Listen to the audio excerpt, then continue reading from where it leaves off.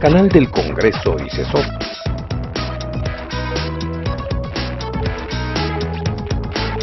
Presentan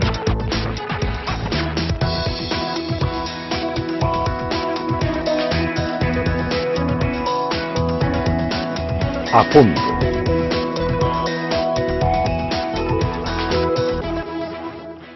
Muy buenas tardes, bienvenidos a nuestro programa A Fondo.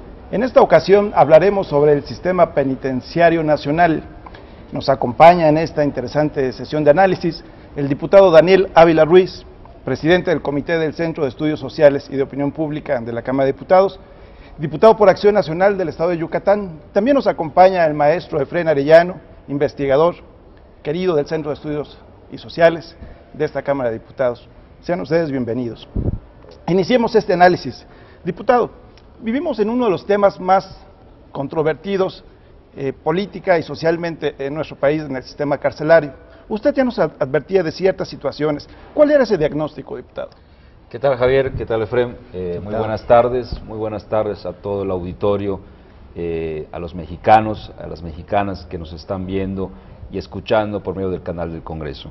Efectivamente, Javier, hace aproximadamente un mes alertamos a la ciudadanía, a los tres niveles de gobierno, de la gran corrupción que estaba habiendo y que está habiendo en los penales, en los centros penitenciarios del país, donde hay evidencia de que muchos internos con poder económico han coludido y han corrompido a las propias autoridades de los penales en el país,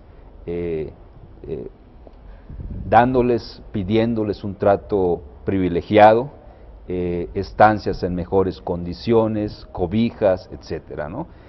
Yo creo que esto ya estalló, ya la bomba ya estalló, porque hace unos días vimos que en el centro penitenciario de Durango, vimos y nos enteramos por diferentes medios de comunicación que reos internos del centro penitenciario de Durango salían por las noches a delinquir, a cometer delitos, y pues esto ya rebasó prácticamente a los propios directores y custodios de todos los centros penitenciarios del país. Yo creo que no podemos perder de vista que los reclusorios son un gran negocio. Mientras mayor sea el hacinamiento, hay más problemas, hay más necesidades, pero también hay más ganancias. ¿Y por qué digo que hay más ganancias? Porque las familias de los reos, cuando van a darle comida al interno, o cuando le van a pasar una cobija o ropa, pues la misma familia tiene que pagarles a los custodios, tiene que pagarles al director del centro penitenciario para que les hagan llegar lo más indispensable a sus reos que están internos en el centro penitenciario. Yo creo que la bomba estalló en el caso específico de Durango, y yo creo que los tres niveles de gobierno tienen que poner una mayor atención en combatir la corrupción desde dentro de los centros penitenciarios, pero yo creo que, y no me dejará mentir Efrén, la mayoría de los centros penitenciarios son centros penitenciarios que están bajo la autoridad de los gobiernos estatales, y ahí los gobernadores tienen que poner mayor énfasis en tratar de limpiar los centros penitenciarios del país. Sin duda elementos muy graves, ¿no? Corrupción, sobrepoblación, pero sin duda una constante ha sido esta última característica. Maestro, viendo los análisis que ha publicado usted en el CESOP, vemos que hay una constante. ¿Por qué tanta sobrepoblación en las cárceles mexicanas? ¿Cuáles son las razones que propician esta característica? Bueno, pues me parece que estás tocando el problema origen o el problema fundamental de todas estas consecuencias que hoy estamos viendo. Varios de los analistas, varios de los penalistas coincidan en que mientras el Estado mexicano no tenga la capacidad de reducir la sobrepoblación, pues estos problemas van a seguir, ¿no? Esta población pues no es tan reciente. Desde los años más o menos por ahí de 1997, las cárceles mexicanas ya empezaron a registrar una constante saturación. Desde entonces, desde ese año, no hemos podido revertir la sobrepoblación en las cárceles. Más recientemente, en el periodo de 2003 a estas fechas, se ha registrado un incremento del 25% de las personas que están internas en los penales. Es decir, ha habido una explosión demográfica al interior de los penales, ¿no? Esta explosión pues, obedece a varias causas, ¿no? Como en general la delincuencia en general está ligada a varios factores. ¿Cuáles son las principales? Una, pues el propio dinamismo de la delincuencia. En los últimos años, a partir de los años 80, 90, en México como en muchas partes del mundo, la delincuencia ha encontrado cada vez más formas de delinquir, ha invadido más actividades y por lo tanto ha habido más incentivos perversos, más posibilidades para que la gente delinca. Entonces ha habido una mayor cantidad de delincuentes, no solamente en México, en América Latina particularmente y en muchas partes del mundo. Entonces esa es una razón. La otra tiene que ver un poco con las políticas públicas que se han aplicado o que se han dejado de aplicar en un momento determinado. Una de ellas puede ser la demora con la que se están llevando a cabo las sentencias de las personas que están recluidas. Creo que en el programa podremos abordar un poco este problema de las personas que están recluidas sin sentencia y que habla hasta cierto punto de la voracidad, de la lentitud con que los jueces están procesando a la gente que está ahí sentenciada, ¿no? Entre otros problemas. Sí, gracias, maestro. Pero este fenómeno se da por zonas socioeconómicas. ¿Hay algún estudio que nos diga cuáles son los estados o cuáles son las prisiones donde tengan más sobrepoblación? Sí, claro. Hay algunos estados que concentran, en primer lugar, la mayor cantidad de presos que están en el país, ¿no? Estamos hablando principalmente pues, de los estados que al mismo tiempo tienen la mayor cantidad de población, el mayor dinamismo económico, ¿no? Destacadamente el Distrito Federal, Guadalajara, Puebla. Y luego hay otro conjunto o subconjunto de estados en los cuales es más apreciable, es más observable este problema de sobrepoblación. En este caso habría que mencionar a Nayarit y al Distrito Federal. En estas dos entidades hoy en día tendríamos que duplicar la cantidad instalada, la capacidad instalada, para dar atención a las personas que están recluidas. Estamos con una saturación de más del 100% en estas dos entidades. No, sin duda estamos hablando de zonas muy precisas en el país, zonas económicamente poderosas. Pero diputado, ¿cuánto nos cuesta esto? ¿Cuánto le cuesta al erario público?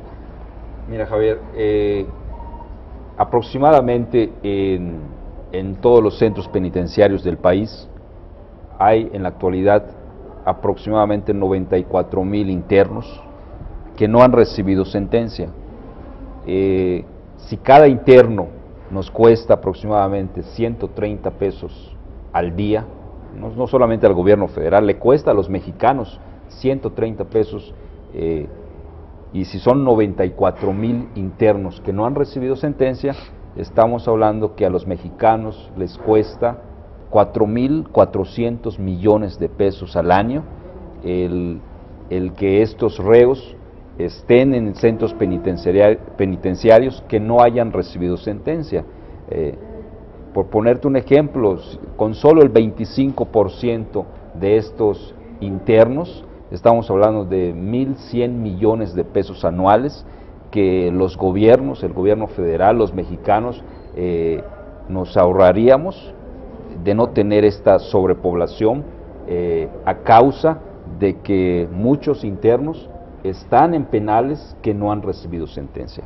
Creo que tantos son muchos. ¿Cuál es el porcentaje de la población total de los presos actualmente? ¿Cuántos hay que no han recibido sentencia por los jueces? Mira, aproximadamente estamos hablando de un 41% de la población reclusa que no ha recibido sentencia, y esto se debe a la saturación de los penales, y te puedo decir números fríos, según la información estadística penitenciaria nacional emitida por la Secretaría de la Función Pública, a marzo de 2010 se alcanzó un sobrecupo promedio del 32%, y efectivamente, como decía Fren, hay 3 entidades federativas que concentran y que superan por mucho este 32%, estamos hablando del Distrito Federal, del Estado de México, de Jalisco, Sonora, Baja California, Puebla y Chiapas, entre otros, y comentarte que de 1997 a 2001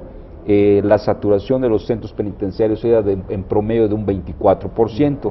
Imagínate, del 2001 al 2010 esta saturación ya está en un promedio del 32%, y hay entidades federativas como las que dije hace un momento que ya están a un 41% de saturación. Yo creo que esta alta sobrepoblación carcelaria genera un gran deterioro en los centros penitenciarios, sobre las condiciones y la provisión de los servicios como la comida, el agua, la ropa en los centros penitenciarios. En pocas palabras, te puedo poner el caso específico de mi estado, de Yucatán. El estado de Yucatán tiene 2.737 internos, tanto del fuero federal como del común, y imagínate, de esos 2.737 internos, 1.700 internos son sentenciados por delitos menores. Entonces estamos hablando más del 50% de los internos que están por delitos menores y que inclusive se están prácticamente juntos con internos que tienen delitos ya del fuero federal como de narcotráfico. Entonces lo que estamos viendo ahí es que los internos que están por un delito menor, en vez de que se estén readaptando socialmente, están conviviendo con internos que tienen delitos mucho mayores del fuero federal. Claro. Entonces, pues es muy difícil ver una readaptación cuando están conviviendo con delitos del fuero federal.